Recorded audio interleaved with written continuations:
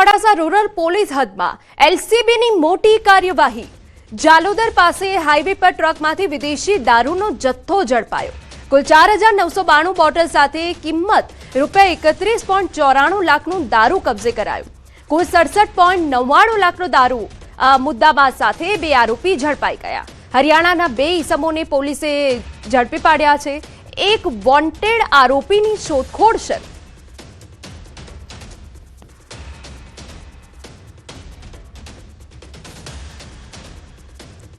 समाचार राजकोटमांथी के ज्यां हवे वीज चोरोनी खेर नथी।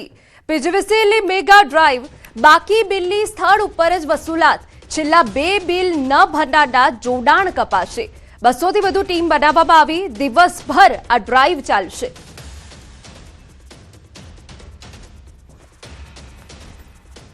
तो आपने दृश्य बतावी रह्या छे। छेल्ला 2 बिल न भरनार सामे कार्यवाही करवामां आवशे। जोडाण कापी नाखवामां आवशे। घणा समयथी राजकोटमां वीज चोरीनी बुमराण हती ते वच्चे पीजीवीसीएल द्वारा मेगा ड्राइव करवामां आवी रही छे, जे हवे चालशे। એટલે કે રાજકોટમાં વીજ ચોરોની હવે ખેર નથી। બોટાદ એલસીબીની ટીમ દ્વારા મોટી કાર્યવાહી કરવામાં આવી। કાર્યવાહી દરમિયાન મોટર અને વાહન ચોરીના 3 ગુનાઓ ડિટેક્ટ થયા। પોલીસે કુલ 12,58,000નો મુદ્દામાલ કબજે કરી 9 આરોપીને ઝડપી પાડ્યા, જ્યારે અન્ય 2 આરોપી હજુ પણ ફરાર છે। પોલીસ તપાસમાં ખુલાસો થયો કે આરોપીઓ અવાવરૂ જગ્યા, ખેતરો, જીનિંગ ફેક્ટરીઓ અને પ્લાન્ટમાંથી મોટર, બેટરી અને કમ્પ્રેસરની ચોરી કરી ભંગાર તરીકે વેચતા। તપાસ દરમિયાન સીસીટીવી ફૂટેજ અને ટેકનિકલ એનાલિસિસના આધારે એક સંગઠિત ટોળકી ચોરીને અંજામ આપતી હોવાની માહિતી મળતા જ મહમ્મદનગર વિસ્તારમાં દરોડા પાડતા 5 શખ્સો ચોરીના મુદ્દામાલ અને વાહનો સાથે ઝડપાયા। આરોપીની પૂછપરછ દરમિયાન વધુ 4 આરોપીને ઝડપી પાડવામાં આવ્યા હતા। પોલીસ વડા ધર્મેન્દ્ર શર્માએ એલસીબી ટીમની સફળ કાર્યવાહીની પ્રશંસા કરી।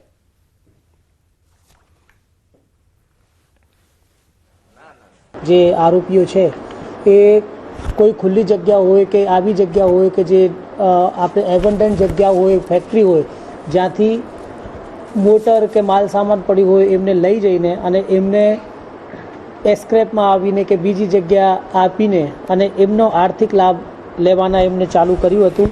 તો એમાં ટોટલ 11 આરોપીઓ પકડાયેલા છે, જેમાંથી 9 આરોપીઓ પકડાઈ ગયા છે અને બીજા 2 આરોપી પકડવાના બાકી છે અને ટોટલ 12 લાખથી વધારેનો મુદ્દામાલ કબજા કરવામાં આવેલ છે।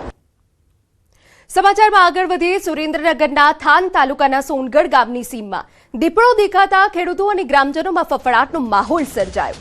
છેલ્લા 15 દિવસ દરમિયાન દીપડાએ 3 વાછરડાનું મારણ કર્યું હોવાનું સામે આવતા પશુપાલકો પણ ભય અનુભવી રહ્યા છે। સ્થાનિક લોકોના જણાવ્યા મુજબ બાંડિયાબેલી વીડ વિસ્તારમાં અંદાજે 7 જેટલા દીપડા વસવાટ કરે છે।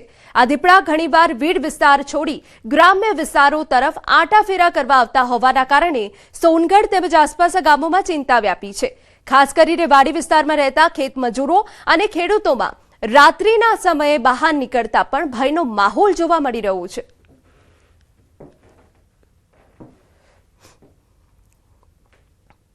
अन्य महत्वना समाचार गांधीनगरमांथी विधानसभा परिसरमां मेडिकल केम्पनुं आयोजन करवामां आव्युं, जेमां पत्रकारो, विधानसभाना कर्मचारीओ તેમજ પોલીસ કર્મચારીઓ સહિત અનેક લોકોએ ભાગ લીધો।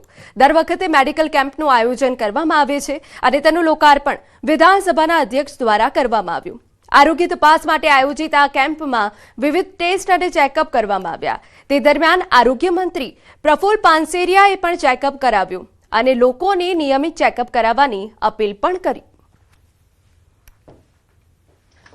ગાંધીનગર પ્રેસ ક્લબ અને આરોગ્ય વિભાગની ટીમ દ્વારા આજે વિધાનસભાની અંદર હેલ્થ ચેકઅપનો એક કેમ્પ રાખવામાં આવ્યો છે। દર વર્ષે રાખવામાં આવે છે। પત્રકાર મિત્રો, ધારાસભ્ય અને અધિકારીઓ જેને કરવાનું હોય તે બધા જ આ ટેસ્ટ કરાવે છે। તો આ રીતે ભાગદોડની લાઈફસ્ટાઈલની અંદર પત્રકારોને એટલો સમય ન હોય, પોલિટિશિયનને ન હોય, આ કેમ્પ ચોક્કસ દ્વારા અહીંયા જ્યારે આવું કેમ્પ હોય તો એમાં સ્વેચ્છાએ બધા જ લોકો પોતાનો ટેસ્ટ કરાવે અને તંદુરસ્ત જીવન જીવવા માટેનું જે પહેલું સુખ તે જાતે નેરા એ અહીંયા સાર્થક કરીએ છીએ. સમાચાર ગાંધીનગરમાંથી કે જ્યાં કામકાજ સલાહકાર સમિતિની મહત્વની બેઠક મળવાની છે. અધ્યક્ષની હાજરીમાં સાંજે 5 વાગે બેઠકનું આયોજન કરાયું. સરકારી બિલ લાવવા અંગે ચર્ચા તો 24 માર્ચના રોજ યુએસએસ બિલ રજૂ થઈ શકે.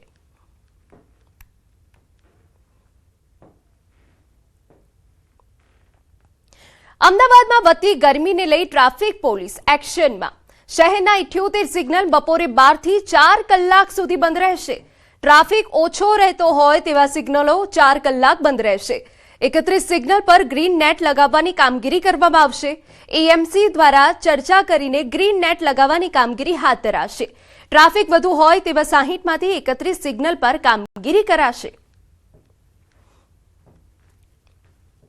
78 જેવા જંકશન જે છે કે જ્યાં આગળ લગાડેલા સિગ્નલ બપોરે 12 થી 4 વાગ્યા સુધીમાં બ્લિંકર મોડ ઉપર અથવા તો બંધ કરવાનું હોલ્ડ ઉપર મૂકવાનું નક્કી કરવામાં આવ્યું છે. તો 60 જેટલા જે જંકશન છે ત્યાં આગળ લગાડેલા સિગ્નલ ટ્રાફિક ફ્લો વધારે હોવાના કારણે બપોરે 12 થી 4 ના સમયગાળામાં પણ બંધ કરી શકાય એમ નથી.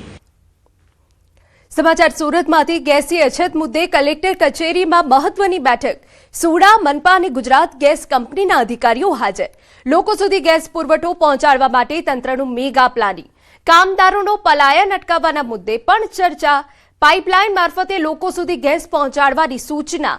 સુરત કલેક્ટરે તમામ અધિકારીઓને સૂચના આપી છે. હોસ્પિટલ, સ્કૂલ સહિત મહત્વપૂર્ણ યુનિટોને ગેસ માટે પ્રાથમિકતા આપવામાં આવે તેવું કલેક્ટરે જણાવ્યું. કાળાબજારી અટકાવવા માટે ખાસ ટાસ્ક ફોર્સનું ગઠન કર્યું છે. પોલીસે સાથે રાખી કાળાબજારીઓ સામે કાર્યવાહી પણ કરવામાં આવી રહી છે. આ પેન્ડિંગ એપ્લિકેશન્સ છે એનો નિકાલ કરીને પાઇપ નેચરલ ગેસમાં કેવી રીતે આપણે એલપીજી કન્વર્ટ કરી શકીએ છીએ એ બાબતનું એક આખી મિટિંગનું આયોજન કર્યું હતું. એટલે લોકોને અપીલ પણ છે કે ખોટી ઉતાવળ કરીને એક પેનિક સિચ્યુએશન ઊભી થાય છે. એટલે પેનિક કરવાની કોઈ જરૂર નથી. એટલે આપણે જે નોર્મલી રીતે ડોમેસ્ટિકમાં ને બધામાં જે સપ્લાય કરીએ છીએ એટલે એ સપ્લાય અવિરત છે. કોઈ જગ્યાથી કાળાબજારી કે એની કમ્પ્લેન્ટ્સ આવતી હોય તો અમે જેટલા પણ ગોડાઉન્સ છે અને બાકી જ્યાંથી પણ ફરિયાદો આવતી હોય એના માટે પોલીસની સાથે અમારી પુરવઠાની બધી ટીમો છે એ એક્ટિવ છે અને દરેક વિસ્તારમાં એ અમે સતત રેન્ડમ ચેકિંગ કરી રહ્યા છીએ.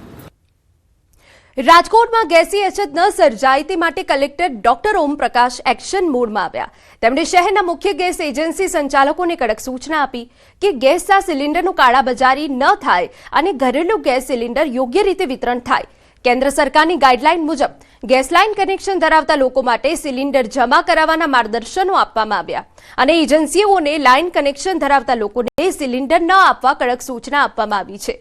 પુરવઠા વિભાગે જણાવ્યું કે અત્યાર સુધીના કોમર્શિયલની જગ્યાએ ઘરેલું સિલિન્ડરનો વપરાશ થતો હોય તેવા 150 સિલિન્ડર સીઝ કર્યા. રાજકોટ શહેરની 66 એજન્સીઓ પર દરેક માટે એક પોલીસકર્મી અને એક રેવન્યુ કર્મી ફરજ પર મુકાયા, જેથી લોકોમાં ગેસ માટે પેનિક ન થાય અને પૂરતો સ્ટોક ઉપલબ્ધ રહે. પુરવઠા અધિકારીએ ખાતરી આપી છે કે શહેરમાં પૂરતો ગેસ સ્ટોક ઉપલબ્ધ છે. હવેથી કોઈપણ વ્યક્તિઓ છે એક સાથે બે કનેક્શનો એટલે કે એલપીજી કનેક્શન અને પીએનજી કનેક્શન એ બે સાથે નહીં રાખી શકે. જે પણ વ્યક્તિઓ બે કનેક્શન રાખે છે એમણે પોતાનું એલપીજી કનેક્શન છે સરેન્ડર કરવાનું છે, તેમજ બોટેલો છે જમા કરવાની રહેશે. તેમજ વધુમાં વધુ લોકો પીએનજી ગેસ તરફ વળે એ માટે તમામને આપણે મેસેજ આપવા માગીએ છીએ. તમામ કોમર્શિયલ પ્રવૃત્તિ ધરાવતા એકમો પણ ઝડપથી પીએનજી માટે એપ્લાય કરી દે. છેલ્લા 2-3 દિવસની વાત કરીએ તો અલગ અલગ જગ્યાએ ઘણી જગ્યાએ દરોડા પાડવામાં આવ્યા છે. તેમજ ટોટલ 150થી પણ વધુ ઘરેલું એલપીજી ગેસની બોટલો છે એ સીઝ કરવામાં આવી છે અને એમના વિરુદ્ધ હવે દંડનીય કાર્યવાહી કરવામાં આવશે. સમાચાર વડોદરામાંથી. વડોદરામાં ગેસ સિલિન્ડરની અછતના કારણે કોલસાના વપરાશમાં નોંધપાત્ર વધારો જોવા મળી રહ્યો છે, જેને લીધે નાસ્તાની લારીઓ બાદ હવે હોટલ અને રેસ્ટોરન્ટમાં પણ કોલસાની માંગ વધી છે. હાલ કોલસાના વેચાણમાં 25% વધારો થયો છે. વેપારીઓનું કહેવું છે કે કોલસાની માંગમાં ગમે તેટલો વધારો થાય, પરંતુ તેના ભાવમાં કોઈ વધારો કરવામાં નહીં આવે. કોલસા ભલે એલપીજી બોટલના લીધે આમાં ગ્રાહકીમાં ફેર છે, 30 થી 40% હોટલનો ગ્રાહકીનો પ્લસ છે.